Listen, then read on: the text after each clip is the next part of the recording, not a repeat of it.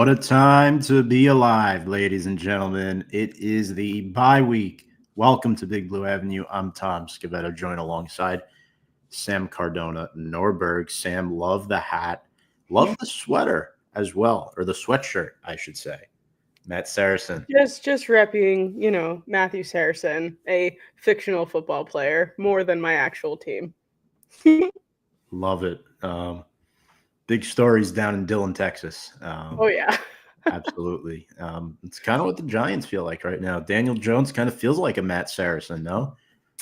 He does. He does. And we talked about that this week. It's we really it's like we have so much to talk about and yet nothing to talk about. It's a very conflicting time for Giants fans right now.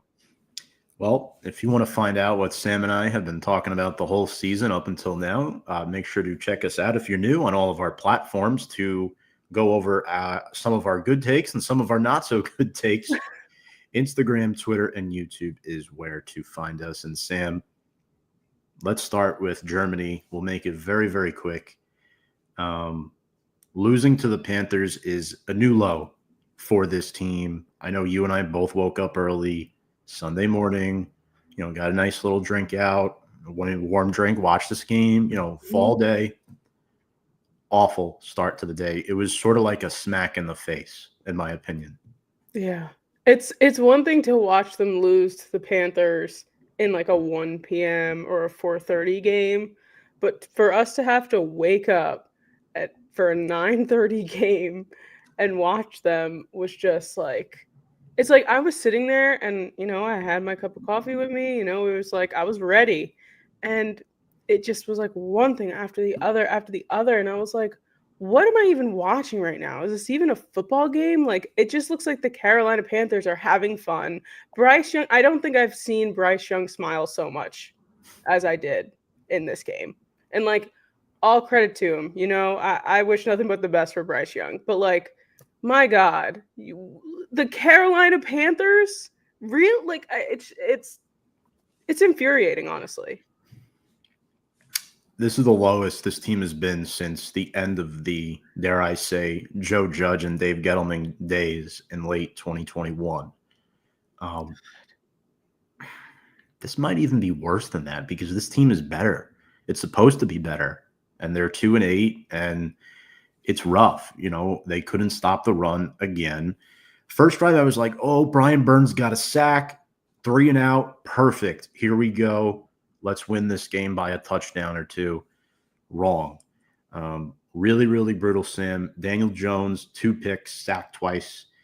Tyrone Tracy Jr. lost the fumble, and I get a lot of heat at the end of the game saying, oh, you love Tracy so much, but he fumbles in overtime. Sure, bad play made by a rookie, but Tracy was part of the only reason why the game even got to overtime. I mean, 103 yards on 18 carries and a score, and not to mention he's pretty good in pass protection too for a quarterback who has 2 left eyes. 2 left eyes. Straight face too.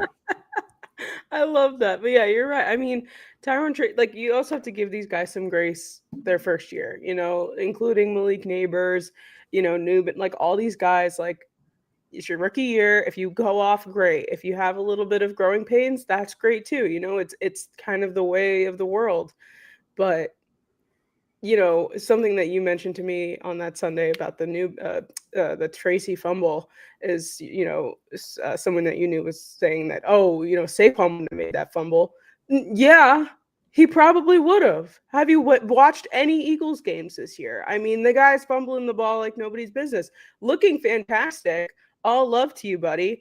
But I don't agree with that. I think that, like, we can't blame the entire game on Tyrone Tracy. I'm not, at least. Critical play. I feel bad for him. He's 100% at fault for that fumble. However, poor quarterback play. Defensively, you couldn't stop the run. Coaching, there's a lot of factors that went involved. The inability to cover the deep ball too. Bryce Young hit a couple good plays to Xavier Leggett in this game, but Tyrone Tracy is going to learn from it. He's going to get better. Sam, it was a pleasure to see Jalen Hyatt and know that he exists with 4 catches in this game. I'm pretty sure I tweeted out on my Twitter, like I said, like, oh, like take him off the milk carton. Jalen Mhm. Hyatt's been found. And like great plays too. Like I think the first play that I saw was like one of those like same ones that he's been hitting Slayton recently, just down the middle, downfield, and he caught it. And I was just like, and they were like, oh yeah, Jalen Hyatt with the catch. And I was like, oh my God, that's incredible. Thanks for showing up. What are we, week that was week 10 last week. Just I mean, still only 4 catches, but it's all about targeting as well. But still, Right. I feel like we have like 17 wide receivers. That's what I feel like. It's like I'm like, oh yeah, I forgot about him. Oh yeah, I forgot about him. It's like, why do we have so many wide receivers? Isaiah Hodgins, another guy. Yeah, look, Malik Neighbors visibly frustrated at times. Jones, that one bad overthrow he had for Neighbors. And yeah, Sam, it was brutal. Couple bright spots. Tyler Nubin at 12 tackles, one in the backfield. Again, it's never good when a safety makes a whole lot of tackles, but at least he was getting towards the line of scrimmage a lot. Brian Burns had a decent game. Dexter Lawrence was okay.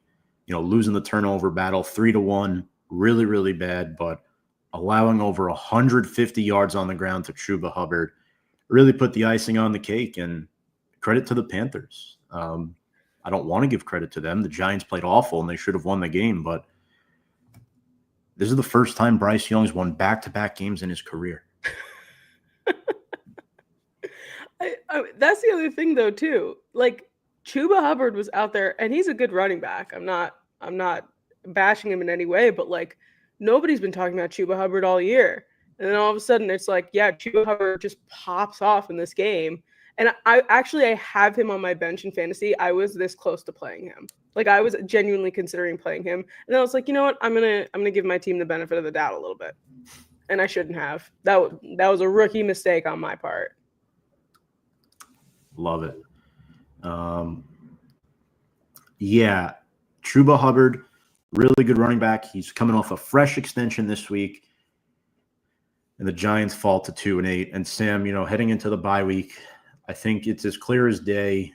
Elephant in the room. Daniel Jones needs to get benched, not just because of play, but you don't want to guarantee his 2025 contract if he hits IR in these last, what are we? So 8 more games the Giants have to play. 2 and 8, 7 more games the Giants have to play.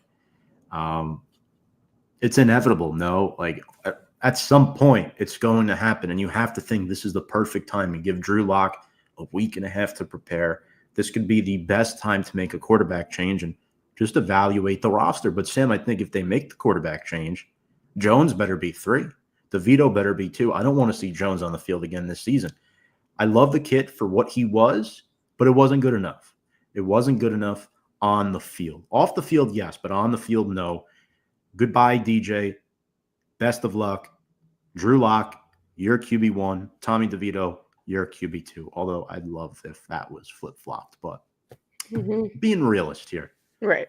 Yeah. No, I mean, it's true. And I think everybody is just waiting for the actual official news. But like at this point, everyone's just assuming that Daniel Jones is being benched. And like you said, not just for play, it's also just because we don't want to have to lose that money after we let him go. So it's like, it just makes the most sense right now. And you said it, we love Daniel Jones. We've loved him now for 5-6 years, but it's time to, it's like having like a really long-term relationship and you just know it's not going anywhere, and you just like, you have to break up with them, and it's like kind of a hard breakup because they didn't do anything wrong per se, but you just got to do it. And it's just for the benefit of both of you and both of your futures. Like hopefully Daniel Jones goes off and has, a Baker Mayfield, a Sam Darnold resurgence in him, but it's just not going to be here. How are you feeling watching back that Todd McShay clip from the 2019 draft? It's like it's a little painful. I'm not gonna lie. I think it's just because we put so much faith and so much hope into Daniel Jones, and we came out with we come out with numbers, we come out with proof that he's not a bad quarterback, And then, you're just kind of hit with this, and it sucks because it's almost like the haters are just like, oh yeah, told you so this whole time, told you so. And you're like, well, you're trying to believe in him. We were really trying. But seeing that clip, it was rough because I was telling you, I used it in like a Daniel Jones hype video at my old job to like be like, haha, look at Daniel Jones winning playoff games now. And then it's like, oh, actually, this guy was 100% correct. Right. You couldn't have put that any better. Sam, a couple comments here. What's up, Kevin? Jones just isn't cutting it. We have to move on. D-Bake, what's going on? Your coach showed he was going to make the move but didn't want to say it. D-Bake, there was one point I got you to admit that Jones was better than Dak Prescott. Do you remember that? Ooh. Tracy wasn't at fault for that interception. Do you mean the fumble or the pick or both? Mm-hmm. Oh, the one in the flat, right? That one? I guess that's what he's talking about. You remember, Sam, right? The second one, you might have been tuned. I wouldn't blame you because they're losing to the Panthers. But I was in and out. Tracy runs left to the flat. Jones sort of forces it in there like a bullet pass, and I think it was Josie Jewell picked it off. Terrible. Right. Terrible. And Leak, too. I think the craziest thing is losing the locker room. And Malik Neighbors, we've seen red flags from him, right, since being in blue. And we don't want to see him unhappy. I mean, he hit the ground hard again. Did you see that play where his head kind of went down and it kind of like smacked across the turf, but he stayed in the game? Yeah. I mean, there's definitely times where they get those micro concussions and they just go, yeah, I'm fine. And they just, go on their merry way. But yeah, no, I'm very interested to see what's going to happen. I'm already thinking about the future here. Just because Malik Neighbors is so good, and we saw that in the beginning of this year, like him and Daniel Jones were connecting, but to have what I'm going to assume is a rookie quarterback on our team connecting with a sophomore year Malik Neighbors, depending on who it is, it's going to be an interesting dynamic. Right. We'll definitely talk about this a little later on as far as the quarterbacks go, but let's talk about another young player on this team, Sam, Evan Neal. And my goodness, his first start of the season, Evan Neal looked like a competent starting NFL right tackle. Look at that. 84.6 PFF grade, 94.5 run block rate, and only one pressure. However, guys, don't jump to conclusions. It was the Carolina Panthers. Right. But I noticed a stance change for Evan Neal.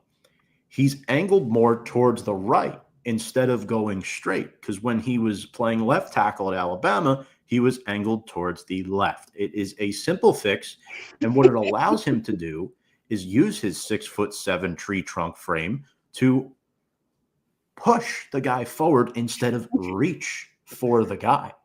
And it's as simple as that. It's crazy. These guys get paid millions of dollars, these coaches, and some can't figure that out.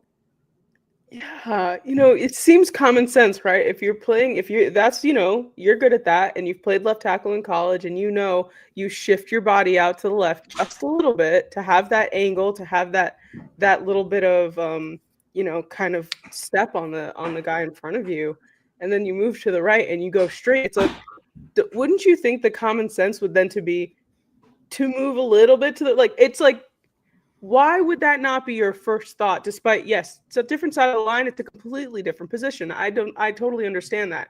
I've never been an NFL offensive lineman, but let's critically think for 2 seconds, and maybe, we can make that adjustment a little bit sooner than week 10 of the 2024 season.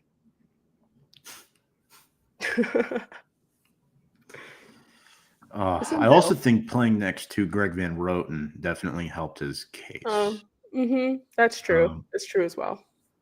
A couple other things. Drew Phillips has the best PFF grade among rookie corners. Tyler Nubin leads rookies in tackles. Those two have been impressive. And about this, Graham Gano and Jamie Gillen both returned from injury and still Incredible. can't make a field goal. Nope. Oh my God. They looked rough. They looked rough and uncut in that game. Yeah, I don't even know what to say about that. When Graham got up there and I was like, oh wow, look at that. Graham's back, our kicker. And then he missed that field goal. I think I got up. I was like, I need to walk away for like 2 seconds because like this is the worst thing I've ever seen in my life. Like I was like, maybe I'll just go like make myself some eggs. Like let's make breakfast. Let's step away from the TV for a few minutes. Unreal. You just like, I understand you've been injured, but like come on. Like why are we not making chip shot field goals? I don't know what was worse, the game or the fact that Giants fans had to sit through 2, maybe 3 more slates of games on Sunday after that. Yeah. That made that really, really bad. And like watch the Eagles be really good. Mm-hmm. Like, I mean, I'm happy to see the Cowboys like just being, pardon my French, ass. Mm-hmm. But like the Eagles looked so good and it really hurt my feelings. They're better than the Commanders. I hate to say it. I really, really am looking forward to this Thursday night game, like for real. Yeah. And I feel like I'm gonna like genuinely be rooting for the Commanders, or at least like Jaden Daniels. Like I want to see them beat the Eagles. Well, Dan Quinn grew up a Giants fan, Jersey guy. So there's something there. Yeah, look, up to number 2 in this year's draft. That's rough. And Jacksonville right now is 1. The Giants are at 2. Really, really bad stuff. And I guess this will segue into the Joe Schoen presser, Sam, where he spoke Tuesday afternoon, so a day ago from this live stream. There is no commitment to Daniel Jones for Week 12. The day before this presser on Monday, Brian Daboll came out and said, there's no commitment at this time. We're going to self-evaluate everybody and everything during the bye week. Now, is that just prototypical bye week talking? Or is it signaling that there is a quarterback change coming? And I say that because the last month and a half, 2 months, ever since the beginning of the season, actually, Daboll has announced every week that Daniel Jones is still the starting quarterback. Cool. Didn't happen this time. Didn't happen. Yeah, I think that if they know what's good for them, and at the end of the day, it's a business. We're not here to make someone feel better about themselves. We're here to win football games and to be a better team. If that means sitting down your $40 million quarterback, so be it. At the end of the day, it's your guys' fault that you paid him, despite us preaching that they should pay him. But nonetheless, we have no pull at the New York Giants organization. So, I think that they're going to do it. I think it's just a matter of the PC way and like, being, putting it down nicely, I guess is the right way, and not them just coming out and saying, yeah, Daniel Jones is going to be benched. Because obviously the series of events that come after that is that he will no longer be on our team. And I think they're just trying to figure out the best way to go about it so that it's like the softest fall, if that makes sense. Mm-hmm. I agree with that. Now, why are the Giants 2-8 this year? And why were they 9-7-1 2 years ago? Yeah. This, my honest opinion, as far as evaluating Daniel Jones, this is why. The offense was very, very simple in 2022. Very simple. And Jones mastered it because it was a simple offense. And Mike Kafka was calling the plays. As time evolved, things started to rupture a little bit. Last year, the offensive playbook, it got upgraded. More plays, more explosive plays. Jones couldn't hit them. The offensive line was bad. So Jones didn't have time to hit them. So in 2023, Sam, you and I and a bunch of other Giants fans were thinking like, yeah, it's not Jones's fault that he has no time to even attempt these plays. Mm-hmm. So I don't think it was too delusional last year to say that it was time to move on from Daniel Jones. Now this year, the playbook has evolved even more Mhm. Brian Daboll's taken over the play calls. They have a competent offensive line. You have a number one wide receiver. You can't excuse the no Saquon thing because, Singletary, serviceable starter until he got replaced by Tracy, who is a more than serviceable starter at this point. And we're in the same spot. And Jones's stats are still average to below average. And he is the reason. He is the reason. Receivers drop passes every game. It happens. It happens. We're 2-8, mainly because of Daniel Jones. And if you want to add a complimentary reason, it is Shane Bowen and his run defense. They can't stop the run. I will give the 0.01% of Daniel Jones believers that. But that's it. Jones is 95% of the reason why we're 2-8. 100%. 100%. Yeah. And at the end of the day, like you said, it's unfortunate, and it has nothing to do with the rest of the offense anymore. Well, but it does, but it's really coming down to finally seeing the clouds part and saying, okay, this is the problem. We need to sever the problem, get rid of it. Kevin says Jones will be a mediocre QB at best and will serve better as a backup for the rest of his career. Well, after his time is done with the Giants. We were joking yesterday, Sam. Jones should get cut. Mm-hmm. Now, hear me out, folks. This is just me being a little bit delusional and fun here, thinking outside the box. Pull a Matt Saracen and play tight end at a cut-cost contract. He knows the offensive scheme. He just can't play quarterback at this level as a full-time starter. If that happened, we'd literally be living Friday Night Lights. We need Michael B. Jordan to be our quarterback. Yes. And it would all make sense. I would love that, to be honest. I really would. I'd love to see it happen. Past my delusion, folks, that it's not happening. Just want to have a little fun there. Hey, Taysom Hill. Taysom Hill is a perfect example of that, and they use him for the Wildcat plays. Yeah. Why not? No, that's a good point. So I want to talk about Brian Daboll now. Enough of Daniel Jones. Okay. Is Daboll safe in your opinion? Are you leaning towards that? Or are you 100% certain that he is? Because right now I am not after this loss. I think that he is going to stick around. I think he's going to stick around because at the end of the day, Shane is going to be looking at this as a big picture, and he's like, well, do I want to – it's almost like a science experiment. Like, you need one consistent variable, and if you get rid of both of them, it's like, well, then we never really found out what the root of the issue was. So it's like if you keep Daboll and, most of the guys on the roster still know who he is, all this good stuff, and you can get rid of Daniel and you bring in a new quarterback. If that doesn't work out, if there still is issues happening, then it's Daboll. At the then we're real, because we know it wasn't Daboll with just Daniel Jones, because he's had other coaches. But I think that Shane is going to keep Daboll around, and he's going to give him another shot. But if next year is still looking like absolute garbage, then yes, I think that Daboll will be gone. But this year, I think he's staying. I'm about 85% sure that he's safe, but he may have to give the play calling duties up again at some point. This is not Buffalo.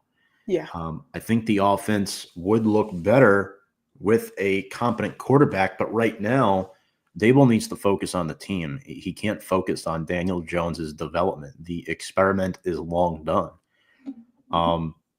Going for two in certain situations, I get it, but I've disagreed with it. I don't think some of the play calls are bad. I think it's just the execution. And I think, too, Daboll has lowered his temper a little bit this season, despite being 2-8. And, Sam, not many coaches that have back-to-back bad losing seasons like this are able to keep their cool with the media like this. I mean, he still has the locker room together. Nobody's quit as far as we know. Right. and they're still playing hard. They're going to go out there in week 12.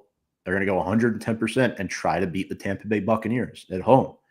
They're going to try to do that. The Bucks, really good. Oh, we'll talk about that more next week, but you get what I'm saying. I think Daboll is fine, and I think he deserves the chance to get his own QB. And I think Shane and Daboll are on a together-some level. They came in together, and they will stay together as long as they're both there. If one goes, the other goes. Yeah. I agree. I agree 100% about that. I've always said that they are a package deal. And it's going to be like something crazy is going to have to happen for them to be separate. Like one or the other would have to go. But yeah, I agree. I think that's the best way to put it. Like Daboll's going to get his quarterback, the one that he wants, the one that he believes he can coach. And then we can evaluate where we're at. Oh, someone sounds angry. Was that the motorcycle again? Look, sound like a car. No motorcycle yet. No motorcycle yet. But yeah, so I 100% agree with that. Yeah, and I mean, as far as Joe Schoen is concerned, in the press conference, he was talking about the 2024 draft a lot, and he took a lot of credit for that. Humbly speaking, he talked about Drew Phillips, Tyler Nubin, Theo Johnson, Malik Neighbors, and 19 of the 22 starters for the Giants are all on their contract next season. The only three that aren't are Greg Van Roten, Darius Slayton, and then there's one on defense. I can't remember. It might be Pinnock. So these are all players that you could either bring back or not bring back. And when asked the question about McKinney leaving for the Packers, getting a pick almost every game, he talked about Tyler Nubin. It's one of those situations where there are growing pains through rebuilds. Good and great players are going to leave. This is a rebuild. The Giants cannot afford to pay a safety $17 million a year. Does it look bad that he's doing all these great things in Green Bay? Yes, it is. But he was doing this stuff with the Giants. We knew what he was. There is no reason to invest in that position. Remember, guys, the NFL is a business. It's a business. It's not a group of friends playing backyard football and keeping the best players on the team. You can't always do that. You have to follow the markets. There is a salary cap. Every time I hear somebody, oh, you should have brought Saquon back and not paid Daniel Jones. You should have brought Xavier McKinney back. Brian Burns replaced both Saquon and Xavier McKinney, and that acquisition has worked out very well. Unfortunately, paying Jones instead of Saquon was a mistake. But position-wise, was it a mistake? Was it?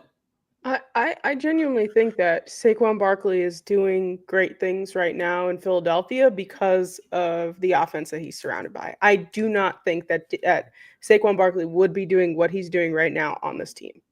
And that's just kind of like, it's unfortunate, obviously, but Saquon Barkley is not reverse hurdling over a defender as a New York Giant this year. And that's just the bottom line of it. Of course, we're sad to see him go, and he's done great things for us in the past, but this year, that would not be happening. And everyone would be like, oh, why did we pay Saquon all this money if he can't do anything? And then we'd be having a different argument. Saquon is still a top 5 running back in the NFL. There's no denying this from us. Right. What we're trying to say, folks, is this at the end of the day. Philadelphia's offense is in a much better place to make a run for a championship. The running back position was the last piece that they were missing. Jalen Hurts is still very young into his contract extension. This is Hurts's 5th year in the NFL. He was not a first-round pick, so there was no 5th-year option for him. This is the first year of his 5-year deal. And they're in a position where his cap hit isn't so high, you're going to go ahead and sign a running back. The Giants were in a position where Daniel Jones only got a 4-year deal. His cap hit was way too high for the Giants to retain Saquon, retain Xavier McKinney, and fix the offensive line. It would not have happened. They prioritized the trenches, how you win football games, the offensive line and the defensive line. And what has almost every analyst said this year? If the Giants just had a good quarterback, they would be at least 500. Yeah. Yeah. It's sad. It's so sad. It's so sad. Yeah. The Derrick Henry is saving my fantasy team right now. I just have to say. How about Jack Stoll, Mark, former Giant? Eagles waved him today. That's your boy, Why not? Jack Stoll. Love that mullet he has, by the way. Heck But yeah. but yeah, and part of me, Sam, still thinks like Gettleman's mess is being cleaned up still. And looking back at 2022, Shane mentioned something very interesting to the media. You're not going to be perfect the first year of your job. You're not going to be perfect the third or fourth year of your job, but you're going to be better. You're going to be better. Look at the draft picks in 2022. Some of them weren't that great, but the draft picks in 2023, better, in my opinion. Banks has been struggling, but Schmitz is looking good. Hyatt finally got involved in the offense. He has not looked good, but Eric Gray looks like a better football player this year, maybe as a backup and a special teamer, but he looks competent. And then 2024, this draft class was awesome. It was absolutely awesome. And remember something, the 2023 class, the Giants were picking at the back end of that draft because they won a playoff game. They were one of the final 8 teams left in the 2022 season. So they weren't going to get the best guys in the 23 draft. If you can get 2 hits out of that in Banks and Schmitz, that would be huge. And I think right now, Sam, they're in a decent spot. It's just very unfortunate. I think winning that playoff game in 22 set us back a little bit, and Yeah. we're here now because of it. It felt so good though. And it's nice to say that we've seen a playoff win in the past 3-4 years, because I don't know when the next time we're going to be seeing them play a playoff game, unless it's going to be next year. I don't know. Who knows? Maybe we turn it around, but that playoff win did feel good. It did. I wouldn't trade it for anything. No, me neither. But let's do another. By the way, folks, no player of the week this week. None. Nobody deserved it. Yeah. So if you're looking for that, sorry, it's not coming. Oh my gosh. However, I want to take a look at the rest of our schedule and try to figure out, Sam, is there another win on this schedule this season? All right, let's see. We got Tampa, Dallas, Saints, Ravens, Falcons, Colts, Eagles. That's a very tough schedule. I mean, do you think maybe we could beat the Cowboys? I mean, they don't look good either. They're struggling. Their quarterback's out. They're complaining about the sun and the sun rays blocking their eyes. Like I that's a possibility, but honestly, I wouldn't be surprised if we don't win any of these games, unfortunately. Here's what's going to happen, in my opinion. This is my take. Okay. They're going to lose to Tampa. They'll be 2-9. Drew Lock will be starting that game. They're going to win on Thanksgiving on a short week. And they're going to beat the Saints at home. And then they're going to be 4-9. Okay. And then they're going to lose out. Yeah. They'll be 4-13. I can't see us winning any games from Baltimore down. No. Even with Indy being weird. Yeah, but Richardson, he's bad. Yeah, but they keep flip-flopping back and forth, and if Flacco comes back in by that time, like, I don't know. This is a shame right here. I mean, it's good if you want to go, but that's a shame. $18 for the cheapest ticket. According to this for Giants Colts. That could be fun. Yeah. Personally, I am done this year. I don't want to spend another $1 on this team. I'm not going to a single game this year, which feels so weird because I usually get to at least one, but I'm like, why? For what? To sit there and watch him lose and be cold? No. Derek Jones, hello. Yeah, look, I don't know. It's just we're gonna be picking top 5. I think there's no way around Top it. 3 You think? for sure. Yep. I For don't. I don't for know. sure. I I'm think gonna disagree. I'm gonna say they're gonna BS their way and get to 5. wouldn't be out of the realm of possibility. I won't be shocked, but I Yeah. think it's going to be a top 3 pick. So you say? Do you say 3 or higher than that?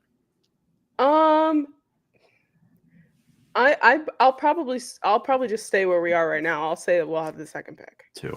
So then let's figure this out here. All So right. who should the Giants take at number 2 overall? There you go. And what position are we tackling? In my eyes, we're going to be going quarterback. I've seen a lot of people say Shador. I don't know if Shador is the right fit here. We know how Dion is. I've met both of them at the Super Bowl. They are exactly who you think they are. They are the Sanders, and in the best way possible. But I really like Cam Ward out of Miami. I don't know how much of a fit he is as well, but it will be interesting to see. And then there's he's not. I don't think he'll go second overall, but there's Milrose too, at Alabama. But I don't think they take Quinn Ewers because there's no way they take Quinn Ewers if Arch is going to be coming up after that. There's no way. So hear me out here. Okay. There is a real chance that they could try to get a not in particularly Sam Darnold, but there is a possibility they will try to sign a veteran on a 1-year deal with DeVito as the primary backup to get them to the playoffs or get them close to the playoffs. This year or next year? Next year. Next year.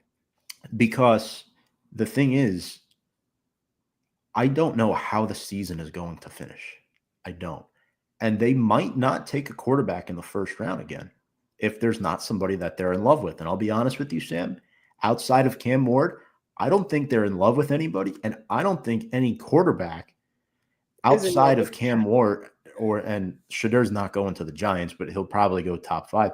Outside of those two, I don't know if any QB is first round value right now. Interesting. I like Dylan Gabriel a lot. I like Cam Ward too. I don't see us finishing worse than teams like the Titans. Believe it or not, even though we're worse than them and just lost to them, I still think the Panthers might pick higher than us. Do you think if we don't take a quarterback and we drop down that we take Drew Lar? That's not. I don't want him. I don't want him. I don't because Bo Pribula from Penn State has been outplaying him at Penn State right now. The guy I wanted, I no longer want because he hasn't been playing well. It's Carson Beck. I mean, he's throwing a lot of interceptions. I don't think Daboll could work with that. I think you need either. So Daboll has the Bama connection with Saban, who recruited Jalen Milroe. So that is an option. Grant Nussmeier, LSU, played with Malik. Again, he was the backup for Jaden Daniels, but Nussmeier played with Neighbors last season, even though he was not the starter. And they're close. Mm-hmm. They're close. We interviewed him at work, and he talked so highly about Malik Neighbors. And I mean, I think he's kind of young. I don't know. He is a redshirt. Nussmeier is a redshirt junior. I'll be honest. I could see it, but I don't want him. The guy that I want is Jackson Dart out of Ole Miss. Really? Yes, That'd be pretty cool, though. He's got a because great name. I think Cam Ward is going to go number 1 overall. The Jaguars will not stay at number 1. Somebody is going to trade up and get Cam Ward at number 1 overall. The Giants are not getting him, and they're not taking Shedeur. So I think the next best option out of everyone who's played this year is Jackson Dart out of Ole Miss. I mean, I'm looking not just at this season, Sim, but the last few seasons. Jackson Dart plays in the SEC. He's played in the SEC the last 3 years. He transferred out when Caleb Williams transferred in to USC. Dart played 1 year at USC, last 3 years at Ole Miss. He's got a good build at 6'2", 225. 2023, over 3,300 yards, 23 touchdowns, 5 picks, despite being sacked a lot. And then this season so far, I was very impressed with what I saw against Georgia this past week. I mean, he looked a million times better than Carson Beck. And if I'm being honest with you, we have a pretty good history drafting Ole Miss quarterbacks. So there is a possibility that this could be a guy that we look at completing nearly 71% of his passes this year, over 3,400 yards, 22 touchdowns, just 4 picks, and those sack numbers are down. So I think Dart and Ward should be the 2 QBs the Giants are looking at the most. So if we're not going to take Dart in the first round, though. Or do you think we'd jump up, or would we trade back? This is why I mentioned the possible veteran signing coming, because I don't know if they're going to stick with Locke next season. I hope not. No way. There's no way. Unless the kid goes on a run these next couple weeks, but I don't see that happening. Well, see, what I'm saying too is everyone was talking about last year, Michael Penix and Bo Nix are back into the first, second round guys, and they both went in the first round. So it is possible a second round value QB like a Jackson Dart could go in the first round. That's true. That is true. That's something I'm looking at as well. Yeah, and I'm just looking to – I like Cam Ward a lot. He did not look great this past weekend. But like I said, I don't think he's going to be there. If he's there, that's who I would take. Him and Dart are really the only two that I'm like sold on right now that I think would be good fits with the Giants. I think I'm looking at the draft order right now, and obviously we know it's not set yet, but my only concern is the Browns and the Raiders. Both are also quarterback hungry teams, but I can also see them not wanting to go for someone like that could be a second day guy or a second round guy. Like I can see them taking the Shedeur and the Cam Ward and all that, or trading up for those picks if they're not at, that high. But I don't know. I think I wouldn't mind trading back and getting Jackson Dart, but if we're at the second overall pick, I don't know if I could get behind that. There's a lot of things to take into consideration. Yeah. Shedeur to Las Vegas would make a lot of sense. It would.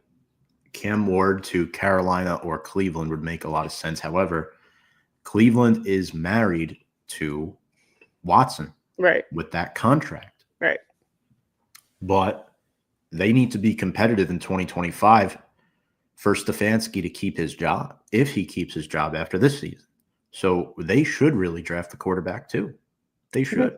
Yes, 100%. I don't think, unless they decide to make Jameis Winston their starter, but I don't know. Right. Maybe, but he's on that Daniel Jones level where you'd call a bridge quarterback, right? That's how I would view Winston. And then the Titans too. I mean, Will Levis has been bad. He hasn't been good. So the teams in the quarterback hunt, Tennessee, Cleveland, the Giants, of course, the Panthers, the Raiders, and you don't know what the Seahawks are going to be like, because Geno has 1 year left on his deal after this season, and he's getting old. He'll be 34 soon. So Wow. Dang, Hmm. Gino. Can't believe Gino's been around that long. That's crazy. If the Giants draft Sanders, he's not going to make it through the night as a Giant. He will, and I think Shane and Yes. Daboll are smart enough to not. Mainly because of the New York market. I don't think the kid could handle it. I think a guy like him or Jackson Dart, I don't want Ewers, but even Ewers, if they do grab him, would be much better suited for the New York market. I think Milroe, too, coming out of Alabama, is another guy that I wouldn't be terribly mad at. But Yeah, yeah, I agree. so we both agree quarterback in the first round, but player, again, this is way too early. We don't know how the season's going to finish. Gosh. Thinking about the draft right now, though, has me so excited for the draft, and we're not even done with the NFL season yet. But I I guess see. that's what being a Giants fan is all about right now, right? Just draft talk.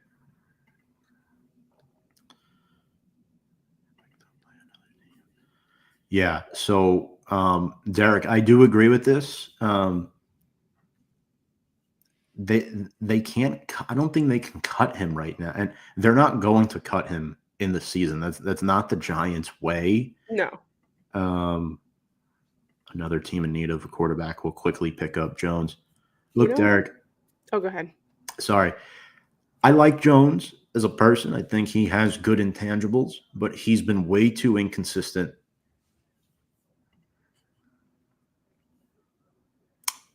This is where I lose you, Derek. I don't know if I agree with this.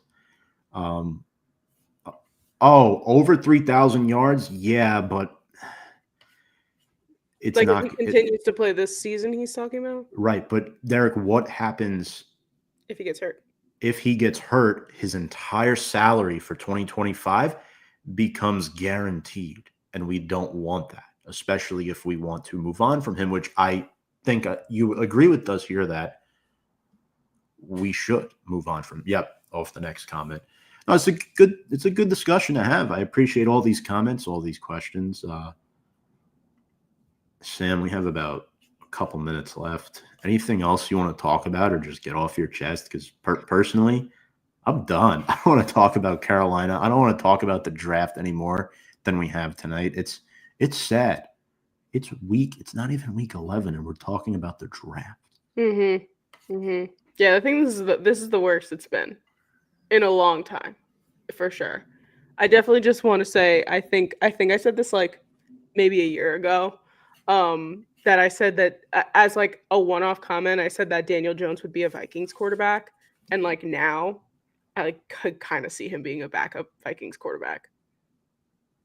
Like Yeah. I could see them picking him up.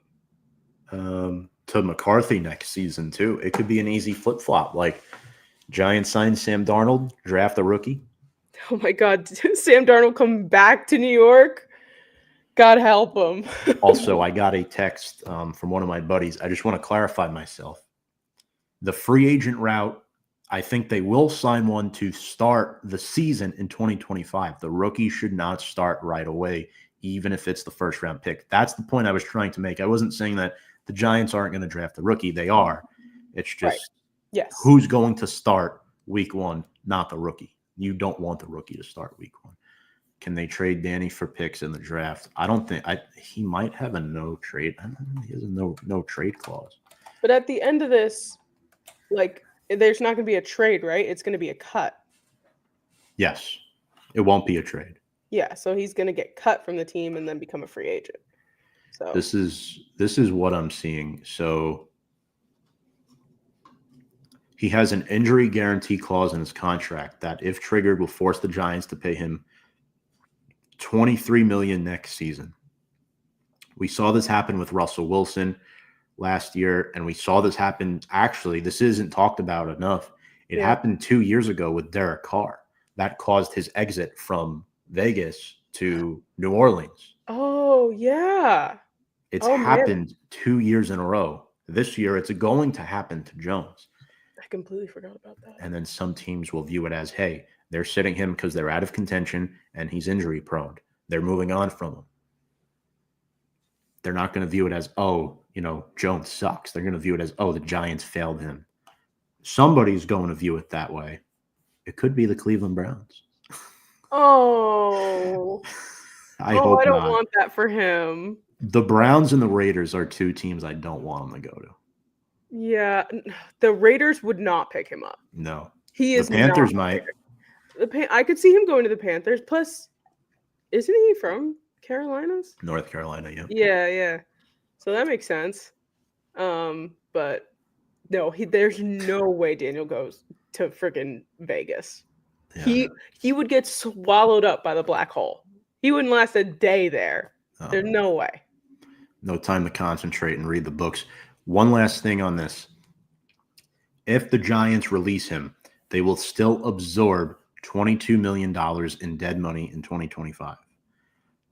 That outcome is becoming more and more likely. It's not likely, it's almost guaranteed at this point that that's what's going to happen. But yeah, Sam, good show. Fun show. Not really sticking to a script, kind of just expressing ourselves, talking about how we feel about this team. Good therapy session. I think I'm really starting to think too that Daboll should just admit to the media that sooner than later that Jones is not going to be the quarterback. I think he'll earn a lot more respect from the fan base if he does that. But also at the same time, he doesn't want to give away strategy for Tampa Bay. It could be a thing where, it's lock in the second half, or it's lock the day before. It could be one of those situations. I feel like they could still bench Daniel Jones, and when they ask who's the starter, he could say, "I am watching Drew and Tommy battle and seeing who can start." He could do it that way. It seems like, man, drawing it out for that long, all the way through the bye week, that's a long time. And folks, there's a chain reaction to this. If Jones is gone, Darius Slayton's gone too. I'm telling you, Slayton's not coming back next year. Sad. It is sad. I care, but I don't at the same time. I get it, but he's our veteran. They drafted Hyatt. They need him. Wan'Dale will develop into the veteran receiver, hopefully. And no need to drag it. You guys are right. And I think there's no need to drag this out any further. So I think we've talked about everything we want to talk about. And I'm excited to preview Tampa Bay next week. Should be fun. We'll try to hit up Brian McCardle, see if he wants to come on. Heck yeah. Talk about his Buccaneers and Baker Mayfield, the post-Tom Brady era. This will be a fun one for me. Yes. Huge Baker Mayfield fan, so it'll be a fun one.